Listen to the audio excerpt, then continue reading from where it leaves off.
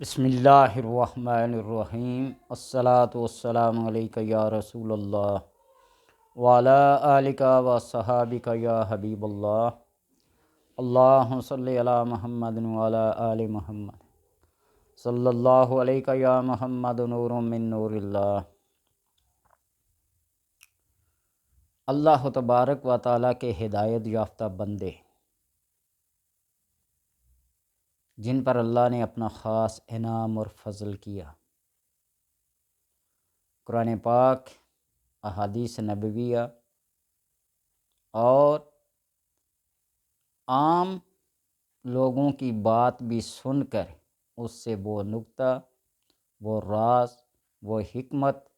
سمجھ لیتے ہیں، نکال لیتے ہیں جو اللہ نے ان کے اندر ودیعت کر رکھا ہے۔ حضرت حسن بصری رضی اللہ تعالی عنہ فرماتے ہیں کہ میں نے توحید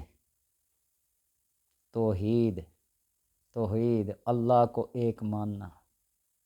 ایک دوبند سے سیکھا ہے۔ فرماتے ہیں کہ میرے پڑوس میں ایک دھوبی رہتا تھا۔ ایک رات میں اپنے چھت پر بیٹھا قرآن پاک کو اونچی اونچی آواز سے پڑھ رہا تھا۔ اتنے میں میرے کانوں میں پڑوس سے کسی لڑنے جھگڑنے اور شور شرابے کی آواز آئی، تو میں نے قرآن کی تلاوت کو موقوف کر کے ادھر توجہ کی تو دھوبی کی بیوی اپنے خامد سے جھگڑا کر رہی تھی، کہہ رہی تھی کہ دیکھ، میں نے تیری خاطر کتنی مشقتیں،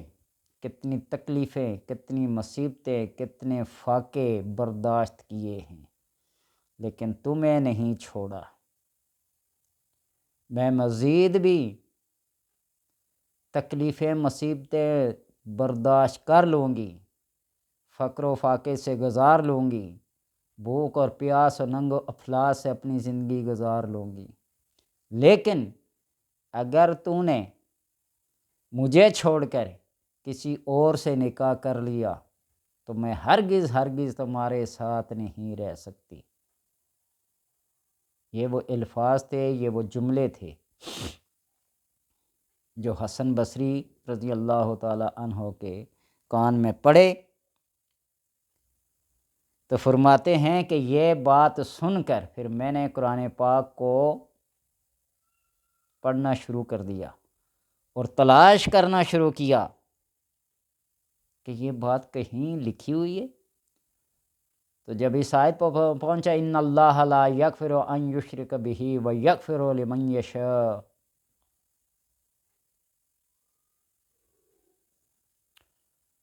ان اللہ لا یغفر ان یشرک بہ ویغفر ما دون ذلک لمن یشاء، اس آیت پہ پہنچا تو مجھے سمجھ آئی کہ توحید کسے کہتے ہیں۔ اسی طرح اللہ تبارک و تعالی انسان کے سارے گناہوں کو معاف کرتا ہے، لیکن جو اس کے ساتھ کسی کو شریک ٹھہراتا ہے،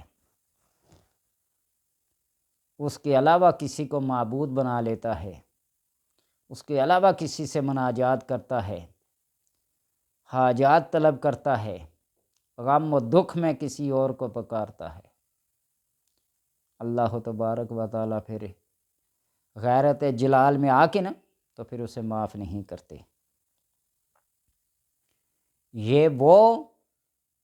بات ہے جو ایک عام انسان بھی برداشت نہیں کر سکتا، تو اللہ تبارک و تعالیٰ جو معبود برحق ہے، جو خالق کائنات اور مالک کائنات اور رازق کائنات ہے، وہ کیسے برداشت کرے گا کہ میرا بندہ مجھے چھوڑ کر، میرے در اور دروازے کو چھوڑ کر کسی اور کے آگے جا کے جھکے؟ یہ کسی بھی طرح گوارا نہیں۔ انسان اپنے معبود کے سامنے جب سر جھکاتا ہے، اس سے مانگتا ہے، تو اللہ تبارک و تعالی بڑے خوش ہوتے ہیں۔ اور اس کی مثال حدیث میں یوں بیان کی گئی ہے کہ ایک آدمی اپنی سواری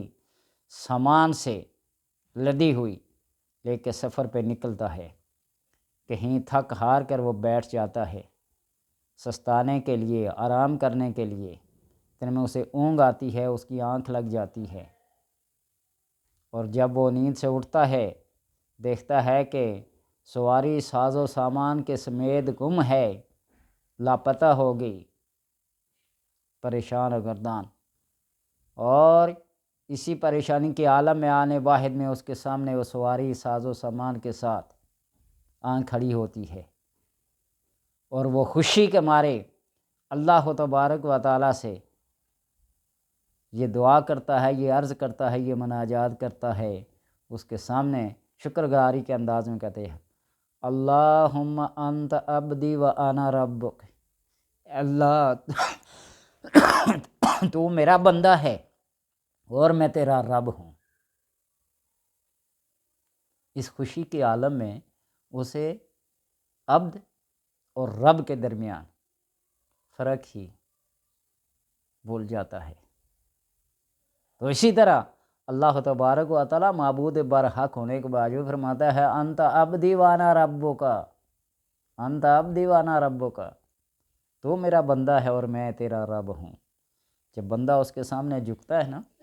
تو اللہ تبارک و تعالیٰ ساری خطاؤں کو معاف کر دیتا ہے۔ بندے کا جھکنا اور اپنے جبین نیاز کو جھکا دینا اللہ کو بہت پسند ہے۔ اللہ تبارک و تعالیٰ سے دعا ہے کہ اللہ اپنے سامنے جھکنے کی توفیق عطا فرمائے، اپنے علاوہ کسی اور کا محتاج نہ کرے۔